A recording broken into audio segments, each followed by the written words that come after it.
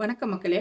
நாம் இன்னைக்கு எதை பற்றி பார்க்க போகிறோம்னா, நேற்று அங்கே திருவண்ணாமலையில் நடந்துச்சுல, வடக்கு மண்டல இளைஞர்கள் அணி மாநாடுன்னு சொல்லிட்டு ஒன்று நடத்துனாங்கல்ல, அதை பற்றி தான் நம்ம பார்க்க போகிறோம். சிஎம் சார், நான் உங்கள்கிட்ட தான் ஒரு கேள்வி கேட்க போகிறேன். இளைஞர் அணி மாநாடுன்னு நடத்துனீங்க, ஆனால் மேடையில் எங்கே சார் இளைஞர் இருந்தாங்க? உதயநிதி இருந்தார். அவரை தவிர மித்த எல்லாருமே 70, 80+ தான் இருந்தீங்க. தப்பாக நினச்சிக்கிடாதீங்க. அதுக்கப்புறம் அந்த கூட்டத்தில் வீராவேசமாக பேசுனீங்க. அப்போ ஒன்று சொன்னீங்க, நம் இளைஞர்கள் அனைவரும் ஒவ்வொரு வீடாக சென்று நம் திமுக அரசின் சாதனைகளை விளக்கி சொல்லி எடுத்து சொல்லணும், எடுத்து சொல்லி ஓட்டு கேளுங்க அப்படின்னு சொல்லி சொன்னாங்க. என்ன சாதனை சார்? என்ன சாதனை வச்சுருக்கீங்க? காவேரியில இருந்து தண்ணி வருதோ இல்லையோ, ஆனால் இங்கே மதுபான கடைகளில் தண்ணி ஆறா ஓடுது. 18 வயசு கீழே இருக்கிற பையன்லேருந்து 80 வயசு தாத்தா வரைக்கும் பழக்கி வச்சுட்டீங்க. இப்போ நான் போன வாரம் ஒரு தொலைக்காட்சியில் பார்த்தேன், இந்த நியூஸ் தொலைக்காட்சியில் பார்த்தேன். பள்ளி யூனிஃபார்மோட, ஸ்கூல் யூனிஃபார்மோட ஒரு 4 பிள்ளைங்க உட்காந்துக்கிட்டு அந்த மதுபானத்தை கையில் வச்சு குடிச்சுக்கிட்டு இருக்கு. அதுக கையிலலாம் கிடைக்கிற அளவுக்கு இப்போ தமிழ்நாட்டில் வந்து மதுபானம் சலுசாகி போச்சு. அந்த சாதனையை எடுத்து சொல்லணுமா சார்? அதுக்கப்புறம் போதை பழக்க வழக்கம், போதை மருந்து வந்து தலை விரிச்சு ஆடுது. எங்கனாலும் கிடைக்குது. பிடிக்கிறேன்னு சொல்லிட்டு ஒரு பக்கம் சொல்றீங்க, இத்தனை கிலோ பிடிச்சாங்க, அத்தனை கிலோ பிடிச்சாங்கன்னு. ஆனால் வெளியே பூரா சுற்றிக்கிட்டே தான் இருக்கு. அந்த பழக்கம் வந்து இப்போ போதை மருந்து பழக்க வழக்கம் வந்து வெளியே நல்லா நார்மலாகிடுச்சு.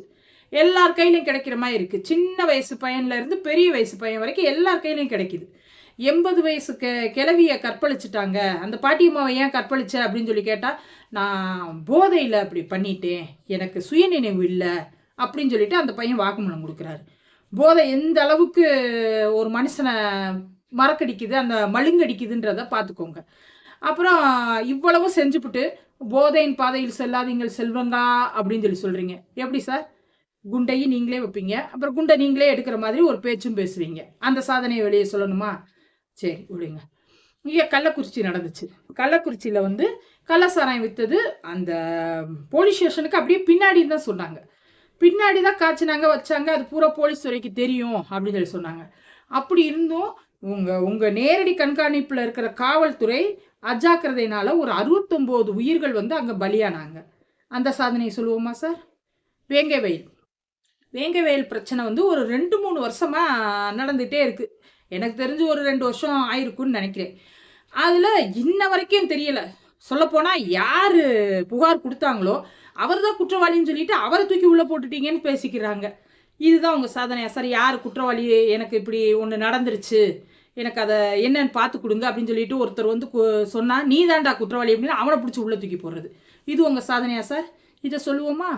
அடுத்து நாங்குநேரியில் ஒரு பையன், ஒரு பட்டியலினத்து பையன், நல்லா நம்ம படித்தாதான் நம்ம வாழ்க்கையில் முன்னேற முடியும், நம்ம குடும்பத்தை முன்னேற்ற முடியும். அந்த பையன் நல்லா படித்து நல்லா ஒழுக்கமாக இருந்து நல்ல மார்க் எடுத்துருந்தான். அவனை வீடு புகுந்து வெட்டுறாங்க. இது ஒரு சாதனையா சார்? அடுத்து மேல்பாதியில் கோர்ட்டே உத்தரவு கொடுத்துருச்சு, அது என்ன முடிவெடுக்கிறதுன்னு இன்னும் முடிவெடுக்கிறது இல்லை. திருப்பரன்றத்தில் அப்படிதான், கோர்ட் ஒன்று சொல்லுது, நீங்கள் ஒன்று சொல்கிறீங்க, அதில் என்ன முடிவெடுக்குதுன்னு தெரியல. இதெல்லாம் உங்கள் சாதனையா சார்? அப்புறம் அண்ணா யூனிவர்சிட்டியில் சிட்டிக்கு நடுவில் ஒரு 7-8 மணி வாக்கில் வெளியே கூட அந்த பொண்ணு போல, யூனிவர்சிட்டிக்குள்ளே தான் இருந்திருக்கு. யூனிவர்சிட்டிக்குள்ளே ஒரு பிரியாணி கடைக்காரன் உள்ளே புகுந்து அந்த பொண்ணுக்கு ஒரு பாலியல் தொல்லை கொடுத்துருக்கான். அதை உங்கள் சாதனைன்னு சொல்லிக்கிடுவோமா? இப்போ சமீபத்தில் கோவை ஏர்போர்ட்டுக்கு பின்னாடி ஒரு கோவை மாணவிக்கு இப்படி ஒன்று நடந்துச்சு அப்படின்னு சொல்லி சொன்னீங்க. அது ஒரு சாதனைன்னு சொல்லிக்கிடுவோமா? அடுத்து வந்து ஆந்திராவில் இருந்து ஒரு 2 இளம்பெண்கள் திருவண்ணாமலையில் நம்ம அண்ணாமலையரை தரிசிச்சுட்டு போவோம் அப்படின்னு சொல்லிட்டு சாமி கும்பிட்றதுக்காண்டி வந்திருக்காங்க. அந்த இளம்பெண்களை 2 போலீஸ்காரவங்களே, எப்படி 2 போலீஸ்காரவங்களே வேலியே பயிர மேயிற மாதிரி அந்த பிள்ளைகளை கடத்தி கொண்டு போய் பாலியல் துன்புறுத்தல் ஏற்படுத்தி அதுகளை மிரட்டி அனுப்பியிருக்காங்க. இதுதான் உங்க சாதனையா சார்? இதுதான் உங்க சாதனையா? நீங்க எதிர்கட்சியா இருக்கையில ஐயோகோ லாக்அப் டெத், ஐயோகோ இப்படிலாம் செய்யலாமா, மனித உயிருக்கு ஒரு மதிப்பில்லையா அப்படின்னு சொல்லி சொன்னீங்க. நியாயம் கேட்கணும், கண்டிப்பா கேட்கணும். எல்லா மனிதனுக்கும் அந்த உணர்வு இருக்கணும். சக மனிதனும் ஒருத்தர் வந்து கொடுமைப்படுத்தி கொள்றான்னா அதை நம்ம எல்லாருமே கேட்கணும். அதெல்லாம் நீங்க எதிர்கட்சியா இருக்கையில தான் கேட்பீங்களா சார்? ஆளுங்கட்சியா வந்தோடனே என்ன ஆகும்? ஆளுங்கட்சியா வந்த உடனே உங்க ஆட்சியில இப்ப நீங்க நடத்துனீங்களே இந்த 4.5 வருஷம் ஆட்சியில 24 லாக்அப் டெத்துன்னு சொல்லி கேள்விப்படுறோம். இது எப்போ வெளியே வருது? அஜித்குமார் லாக்அப் டெத்து கொஞ்சம் பெரிய விஷயமாகி அது பெரிய இஷ்யூ ஆனவனு தான் ஏற்கனவே 23 24 பேரை இவங்க எல்லாம் சேர்ந்து கொண்டிருக்காங்கன்றதே வெளியே வருது. இது உங்க சாதனையா சார்? சமீபத்தில் ஒரு பட்டியலின இளைஞர் வந்து தனக்கு ஆசைப்பட்ட ஒரு வாகனம் வாங்கணும், ஒரு பைக் வாங்கணும்னு சொல்லிட்டு சொந்தமாக காசு சம்பாரிச்சு, குறிப்பு காசு சம்பாரிச்சு, கொள்ளையடிச்சு இல்லை, தான் சொந்த உழைப்புல காசு சம்பாரிச்சு அந்த பைக்கை வாங்கி அவர் ஓட்டுறாரு. நீ எப்படா உன் கெட்ட கேட்டுக்கு நீ இந்த மாதிரி பைக்ல எல்லாம் போவியான்னு கையை வெட்டுறாங்க. இதுதான் உங்க ஆட்சியுடைய சாதனையா சார்? 4000 கோடியை வச்சு நம்ம சென்னையை சிங்கார சென்னை ஆக்க போறேன், சைனாவுக்கே டஃப் கொடுக்க போறேன் அப்படின்னு சொல்லிட்டு ஒரு புருடா விட்டீங்க.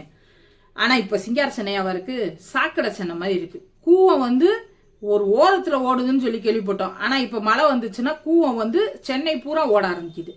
ரெண்டாவது, ஒரு தெருவுல ஒரு மோட்டரை வச்சு இன்னொரு தெருவுக்கு விடுறீங்க. இதுதான் உங்க சாதனையா சார்? இதை சொல்லுவோமா?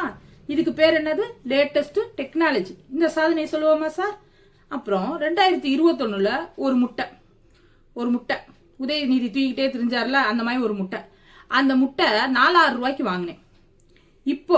இப்போ சமீபத்தில் நான் நேற்று போய் ஒரு கடையில் வாங்குறேன், 7000 ரூபா சார். 7000 ரூபா. ஒரு முட்டை வந்து பாதிக்கு பாதி கூடியிருக்கு, 100% கூடியிருக்கு. இதுதான் உங்க சாதனையா? இந்த சாதனையை சொல்லுவோமா?